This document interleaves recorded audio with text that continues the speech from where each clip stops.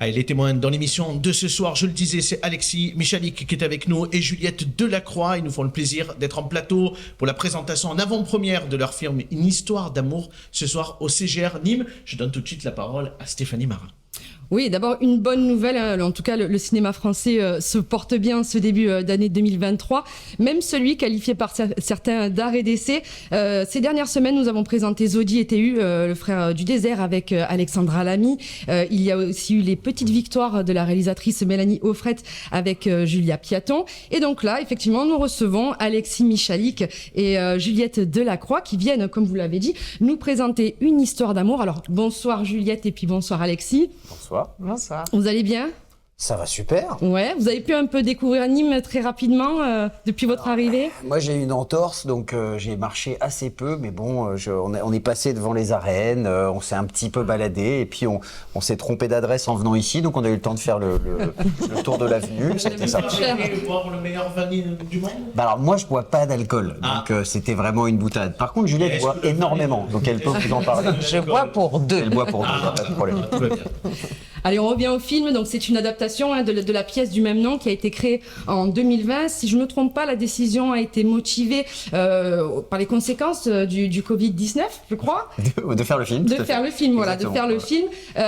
Alors, vous n'êtes pas parti du coup d'une feuille blanche, mais il a quand même, j'imagine, fallu revoir la copie. Comment on adapte une pièce au cinéma ? Qu'est-ce qu'on garde, qu'est-ce qu'on ne garde pas ? Eh ben justement, le principe c'était qu'en voyant le film, on ne puisse pas se douter qu'il s'agissait d'une pièce. Donc j'ai essayé d'enlever toute la théâtralité. Et comment on fait ça ? En multipliant les décors, en essayant d'amener le plus possible de scènes pour que ça soit cinématographique, et en enlevant des dialogues parce qu'au théâtre, on raconte. Donc ça dérange personne qui est 10 minutes d'une scène de dialogue, alors qu'au cinéma on trouve ça un petit peu long. Donc voilà, c'est plus visuel et moins et il y a un peu moins de comédie, je pense, parce que au théâtre, on a le public, donc on a le public qui rit et donc ça rebondit différemment. Et là, il y avait vraiment des vannes, on était persuadés qu'elles marcheraient, puis elles marchaient pas, donc on les a enlevées. Juliette, on vous laisse peut-être pitcher le film. Oui. Cette mission-là. Oh là là, la pression. Allez, c'est parti. Surtout à côté d'Alexis. Alors, c'est l'histoire de Katia et Justine. Katia est une femme homosexuelle, Justine hétérosexuelle. Peu importe, elles décident de vivre une grande histoire d'amour ensemble, tombent follement amoureuses, décident de faire un enfant ensemble. Il se trouve que c'est Katia qui va le porter après une FIV. Et à 8 mois de grossesse, Justine repart, la quitte, et on retrouve tout ce joli petit monde 12 ans plus tard. Katia apprend qu'elle est condamnée par la maladie. Elle doit trouver quelqu'un pour s'occuper de cet enfant. Et elle va se retourner vers son frère, William Alexis Michalik, qui est un auteur un peu cynique, légèrement alcoolique. Et il va falloir essayer de trouver des solutions ensemble. Donc c'est une histoire d'amour qui en regroupe plein à la fois. Vachement bien, c'était super. Et on est plus doué pour le pitch que pour se faire un check. C'est vrai, On a Effectivement. complètement merdé. Et on disait une histoire d'amour et effectivement beaucoup de thèmes qui gravitent autour. Il y a la séparation, la PMA, la monoparentalité aussi, l'alcoolisme, le cancer, la mort. Alors dit comme ça donne pas du tout. Voilà.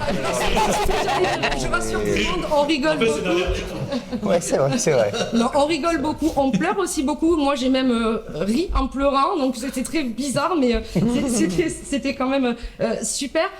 Vous, cette rencontre avec ce personnage, comment vous l'avez vécu et comment vous l'avez travaillé surtout ? Eh ben, il se trouve qu'en fait, Alexis écrit cette pièce en 2019 et au moment où il l'écrit, je laisserai dire les conditions dans lesquelles il l'écrit, je suis en vacances pour quelques jours chez lui avec des amis. Et Alexis nous dit, je viens d'écrire ma dernière pièce, je crois qu'elle est là, elle s'appelle Une histoire d'amour.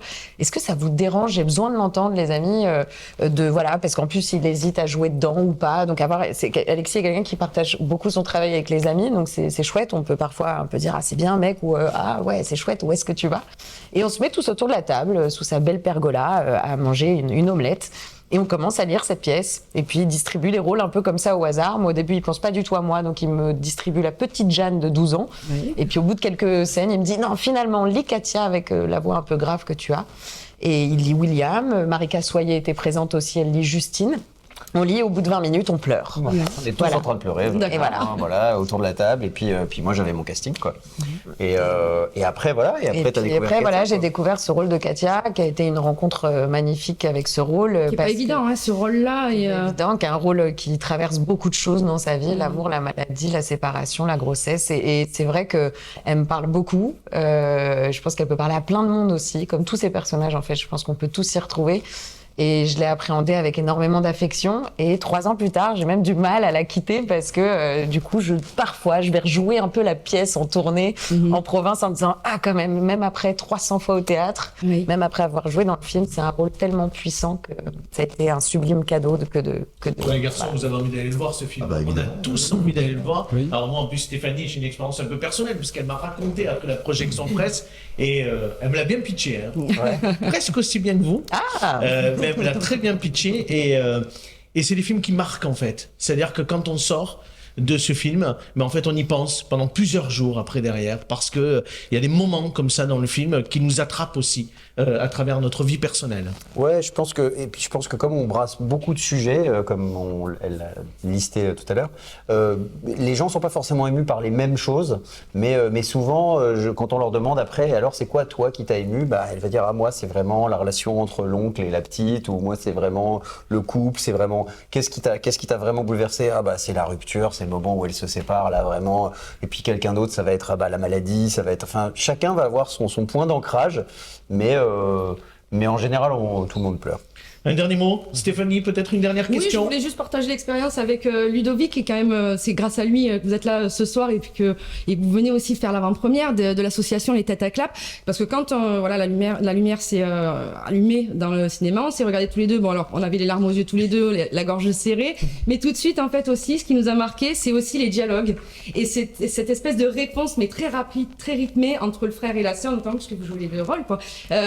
C'est inné chez vous ce sens de la répartie dans l'écriture, vous l'avez travaillé ou Bah, j'avoue que en fait, en écrivant la pièce, c'est vraiment après avoir écrit la pièce, je me suis dit mais ce personnage quand même, son humour, ça me parle quoi.